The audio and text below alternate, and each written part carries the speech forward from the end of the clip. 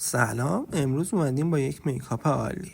اولین کار اینو میدیم بالا، بعدش گوش بچه‌ها مراقب گوش خودتون باشید. بعد میریم سراغ پرایمر فونداسیون کارمونه. پرایمر روی این گونه بالای گونات و اون گونه میزنیم و میچکه و اصلا برو خودمون نمیاریم. ببین چقدر ما حرفه‌ای هستیم، ما همینجوری حرفه‌ای پیش میریم و صورت حالا میمالیم تا پخشه. چیز بعدی چیه؟ این یک کرم زیر چشمه. آفرین، کرم زیر چشم همیشه باید اینجوری بزنیم. کرم زیر چشم میزنیم اینقدر میمالیم تا پخشه و دقت کنید که انگشتتون هم ناخونش باید بره تو چشتون. اگه نره تو چشتون کارتون درست نیست. بزنید با یکی انگشت هم میاریم تو چشم، همینجوری میزنیم تو چشمون و ادامه میدیم. و این چیه؟ همین سراغ چیز بعدی، آمام آمبرلا. ببین خوشبوی صورت خط قرمز ماست. میزنیم همه جا، میزنیم رو دماغ، روی لب، پیشونی، همه جا میزنیم و در آخر تی بسته دیگه لبا رو میکنیم داخل، به لبامون نباید بخوره. چیز بعدی چیه؟ و همینجوری چیز بعدی نریم سورپرایزتون میکنیم، یه دست همینجوری میکشیم رو صورتمون.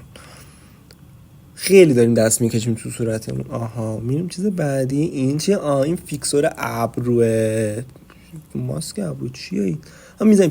من یه از اینا دارم. وای ببخشید اشتباه شد، از جلد خودم خارج شدم. میزنیم اینو همینجوری میزنیم.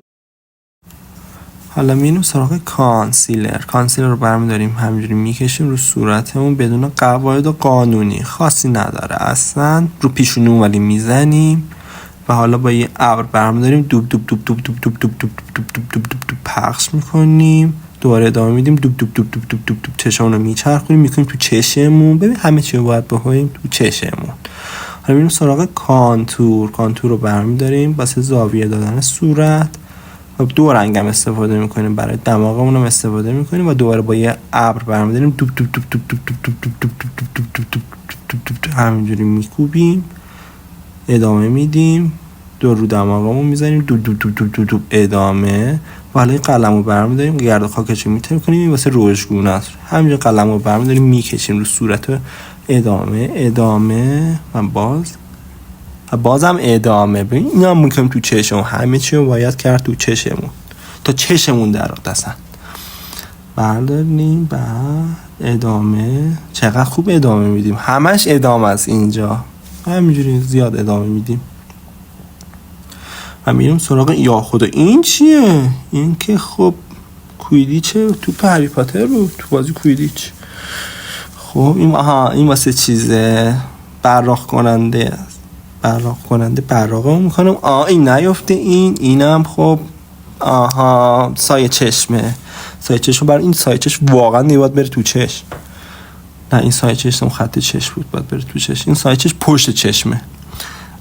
این دیگه واقعا باید بره تو چشم. ببین میکنیم تو چشممون. خیلی مراقب باشید بچه‌ها، این حرکات‌ها رو تو خونه انجام ندید.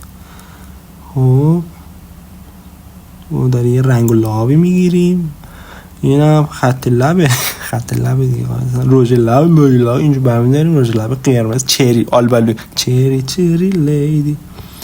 و حالا ریمل خوشگلمون رو برمی‌داریم، همینجوری میچرخونیم، دوران اینجوری ادامه میدیم. و این اسپری خیار واسه تراوت صورت، یه ذره خودمون رو باد میزنیم و حالا تادا. ببین برو واسه دوستات تعریف کن چه ناز شدم. ببین